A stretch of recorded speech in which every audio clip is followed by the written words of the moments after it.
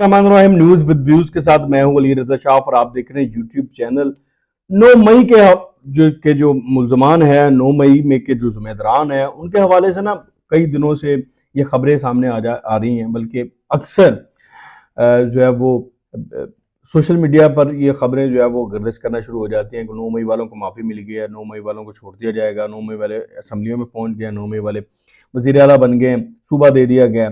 लेकिन अब मैं इससे पहले बता चुका हूँ आपको अपने इसी चैनल पर एक व्लॉग में कि 9 मई वालों की जान नहीं छूटनी।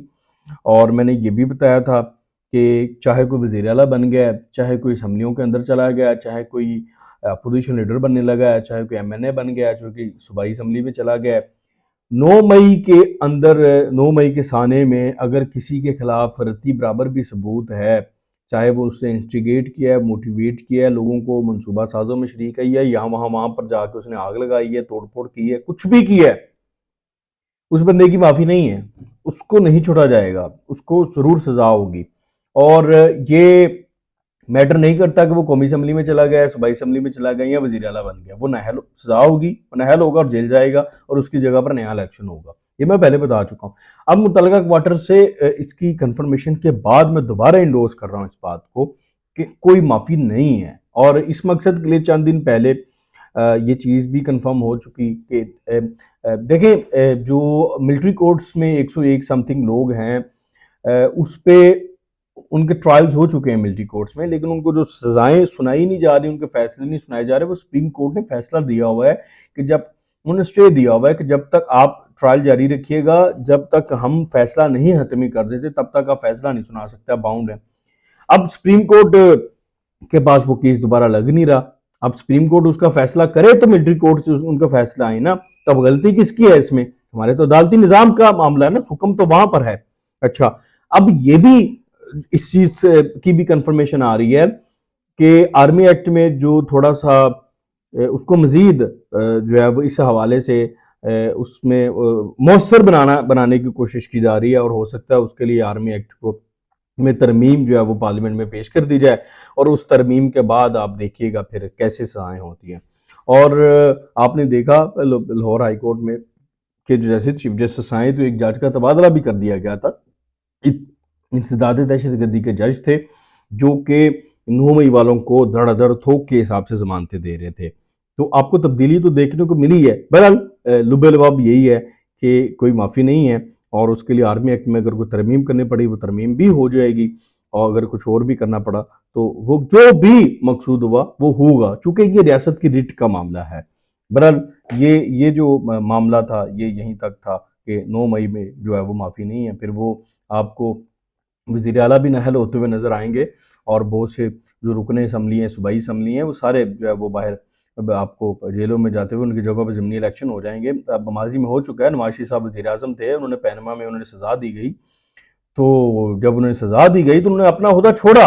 ओहदा छोड़ने के बाद उनकी जगह पर शायद ककान अब्बासी साहब आए थे, तो नाअहल हो गए थे ना, तो उन्हें ओहदा छोड़ना पड़ा। तो अली मीर गंडापुर को भी अपना ओहदा छोड़ना पड़ सकता है, इसमें कोई कि ऐसी बात नहीं। और देखें, वफाकी काबीना भी तश्कील पा गई है, वफाकी काबीना की प्रायोरिटी भी 9 मई है, मैं आपको ये भी बता दूं।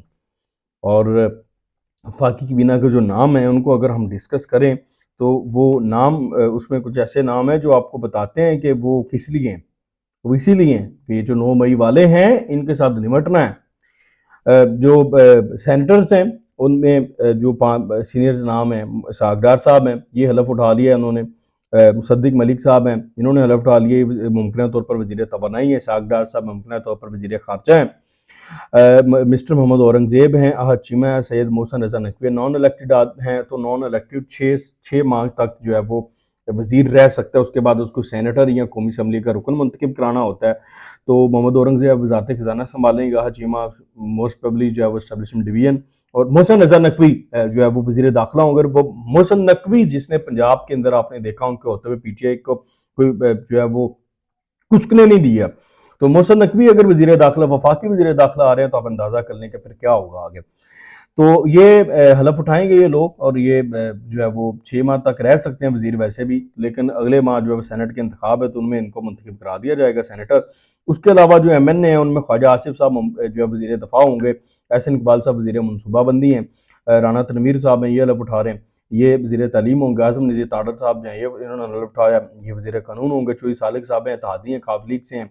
ये वज़ीर इंडस्ट्री होंगे मोस्ट प्रोबेबली। और अब्दुल अलीम खान साहब हैं, इनकी अभी मिनिस्ट्री डिफाइन नहीं हुई, ये भी इत्तेहादी हैं, इस्तेहकाम पार्टी से हैं। जाम कमाल साहब हैं, ये इन्होंने रिसेंटली जो है वो इलेक्शन से पहले मुस्लिम लीग नून में शमूलियत जो है अख्तियार की। अब बलूचिस्तान से इंजीनियर मीम मकाम साहब है, ये KPK से मुस्लिम लीग नून KPK के सदर भी हैं। सरदार अवैस अहमद खान लोगारी है, ये भी हलफ उठा रहे हैं। अता ताडर साहब हैं, वज़ीर इत्तलात हैं। डॉक्टर खालिद मकबूल सिद्दीकी साहब हैं, MKM से हैं। डॉक्टर मिस्टर कैसर अहमद शेख साहब हैं और रियाज हुसैन पीरज़ादा साहब है। ये नवाज शरीफ साहब की तकरीबन 18 रुकनी काबीना बनती है, जो कि इन्होंने हलफ उठा लिए हैं और ये अब जो है वो अपने मामलात को संभालेंगे। और इसमें इम्पोर्टेंट चीज़ ये है कि इस वफाकी काबीना का जो सबसे बड़ा चैलेंज है वो है ही 9 मई और दीगर इस तरह के मामला। और सबसे बड़े मामला जो हैं वो IMF के हैं। तो IMF का इजलास भी IMF के साथ जो मामला तय करने हैं, जो डील तय करनी है, उस हवाले से शहबाज शरीफ साहब ने सबसे पहले इस काबीना के हलफ उठाते ही जो है वो आज शाम को इजलास भी बुला लिया। और उस इजलास में IMF के जो मामला हैं उन्हीं पर डिस्कशन होंगी। उसके अलावा 9 मई के मामला हैं और कुछ पेंडिंग मामला हैं, उनकी मंजूरियाँ भी होनी हैं।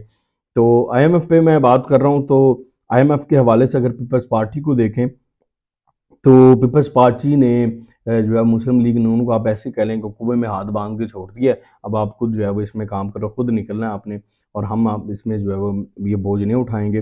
लेकिन हम सदर मुमलिकत का ओहदा भी लेंगे, हम चेयरमैन सेनेट भी बनेंगे, हमारे पास बाकी दीगर आइनी ओहदे भी होंगे, लेकिन बोझ हम नहीं फील करेंगे, बोझ हम जो है वो नहीं उठाएंगे। देखें, पीपल्स पार्टी ने कहा है जी कि IMF के साथ जो मुज़ाकरात होंगे, जो मुज़ाकराती कमेटी होगी, उसमें हम शामिल नहीं होंगे।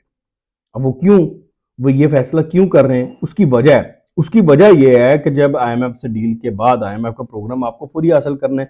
अगर आप फौरी नहीं जाएंगे तो वो जैसे 16 माह में हमने लेट किया तो हम बहुत ज़्यादा बड़ा पड़ा आवाम के ऊपर, तो फौरी जाना हमारी मजबूरी है। तो अब पीपल्स पार्टी वाले क्यों नहीं उसमें बैठना चाहते कि IMF के साथ जब प्रोग्राम लेंगे हम, उनके साथ जो शराइत तय पाएंगे, उसके बाद जो महंगाई आएगी उसका बोझ वो नहीं उठाना चाहते उनको, क्योंकि वो रद्देमल तो आएगा ना, अवाम गालियां तो निकालेगी, थोड़ा बहुत गुस्से का इजहार भी करेगी। पीपल्स पार्टी उस गुस्से को फेस नहीं करना चाहती। जब IMF का प्रोग्राम आ जाएगा उसके बाद वो कबीना में बैठ जाएंगे, फिर वो कहेंगे हम तो उस डील में शरीक ही नहीं थे, ये तो मुस्लिम लीग नून की कबीना, मुस्लिम लीग नून ने सब कुछ फाइनल किया, हम तो नहीं थे। तो यही करना चाहते हैं। मेरे ख्याल से ये मुनासिब रवैया नहीं है। पीपल्स पार्टी को मुकम्मल तौर पर साथ चलना चाहिए। देखें, मिलकर बोझ बांटना चाहिए। अगर आप मिलकर बोझ नहीं बांटेंगे तो ऐसे दूरियां बढ़ेंगी।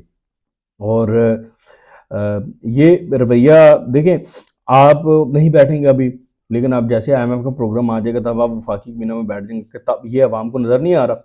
अवाम तो ये भी चीज़ें देख रही है ना, नोट तो कर रही है अवाम। तो बहरहाल ये जो है वो खबरें थी, आपके सामने रखनी थी मुख्तसर। बाकी अगले वीडियो तक के लिए मुझे इजाज़त दें। अल्लाह हाफ़िज़।